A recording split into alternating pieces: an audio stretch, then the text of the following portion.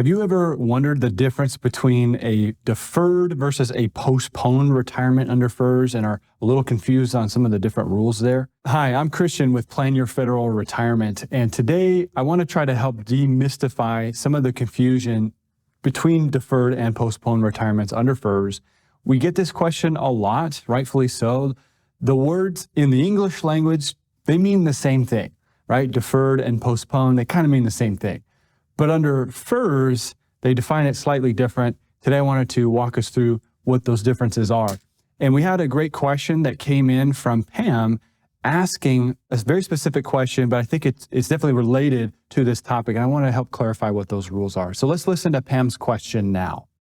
Hi, my name is Pam. I wanted to know about deferring or postpone retirement. I saw that if you are age 50, I looked on my GRB with 20 years, that I could, have a deferred retirement, and I want to make sure that I can stop at the 20-year mark and defer or postpone not getting my retirement income until age 60, or do I have to work to the minimum retirement age of 57?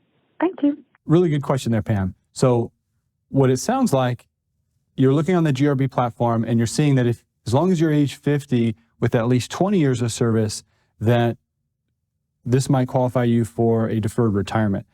What I thought would be helpful, again, is let's break down the rules, just starting with the basics. So I'm sharing my screen right now, and we're going to talk about the first section here. An MRA plus 30 retirement, this is the first threshold to meet for a normal unreduced retirement under FERS, as MRA with at least 30 years of service.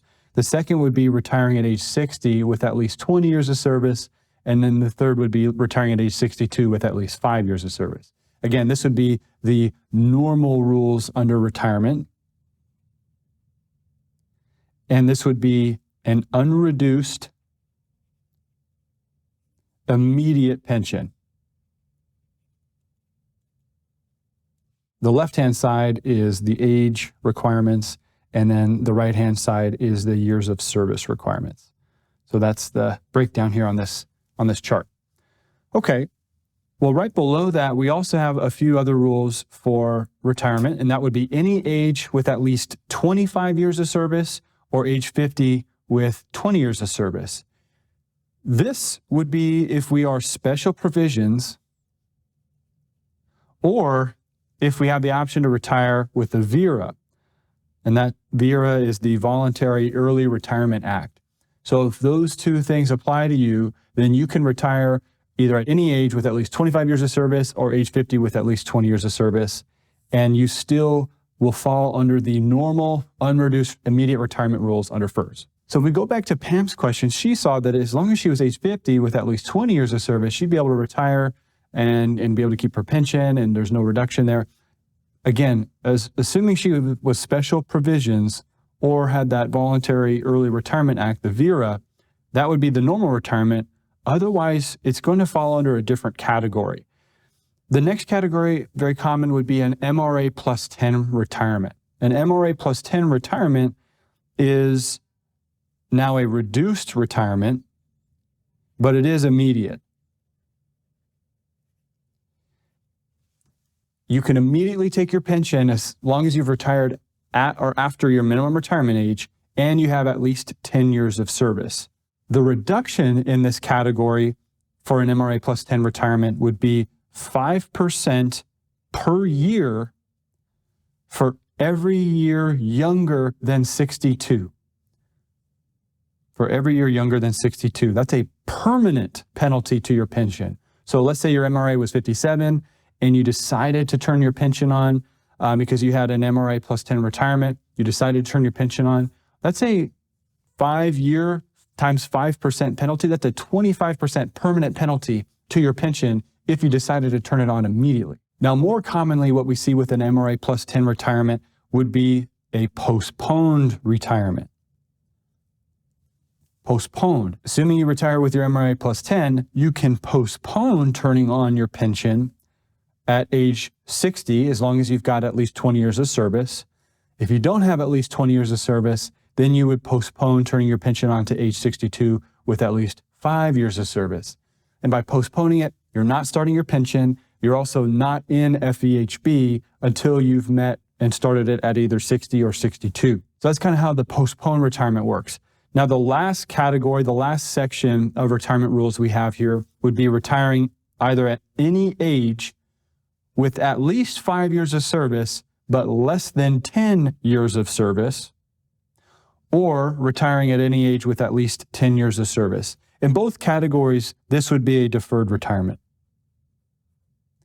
And if we break it down even further, like I said, we've got a category where we have at least 5 years of service. As long as you've got 5 years of service in the federal government, you are vested in the FERS system. As long as you have 5 years of credible service in FERS, that's when you're vested.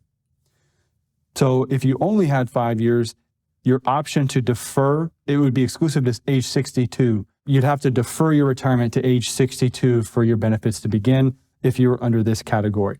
So if you left federal service or retire at any age with at least 10 years of service, really this should say younger than your minimum retirement age, then you can actually turn your pension on at an MRA plus 10 retirement. You can defer it to once you've reached your minimum retirement age. If you retired sooner than your MRA with at least 10 years of service, you can defer it to minimum retirement age, but you're going to be hit with those same penalties that I mentioned earlier. 5% per year younger than age 62. So in that case, it might make sense to defer it to later, such as 62, so as to avoid that penalty there. The other important piece to point out here, postponed retirement, you can keep your health insurance. A deferred retirement, you do not get to keep your health insurance.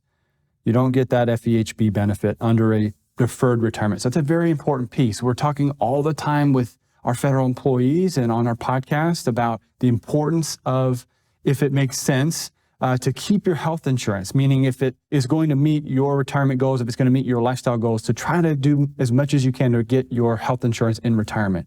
If you do a deferred retirement, however, you won't be able to keep your health insurance in retirement. So a lot of times we're focusing on if we can at least get to MRA plus 10 so that we can do a postponed retirement. Otherwise, either a normal retirement under FERS. So I hope this video was helpful. Again, lots of little nuanced details here. If you have specific questions to this, feel free to leave your question below in the comment section. Make sure you're subscribed to our channel so you get our latest videos and content that we're putting out. And of course, until next time, happy planning.